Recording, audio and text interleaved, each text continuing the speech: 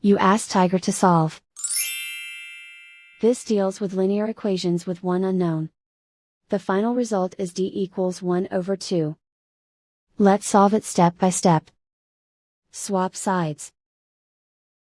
Group all constants on the right side of the equation. Subtract 1 over 3 from both sides. Group like terms. Combine the fractions.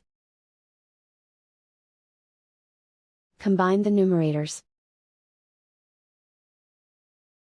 Reduce the zero numerator. Simplify the arithmetic. Find the lowest common denominator. Multiply the denominators. Multiply the numerators. Combine the fractions. Combine the numerators.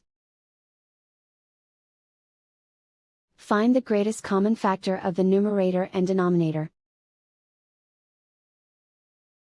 Factor out and cancel the greatest common factor. And so the final result is d equals 1 over 2.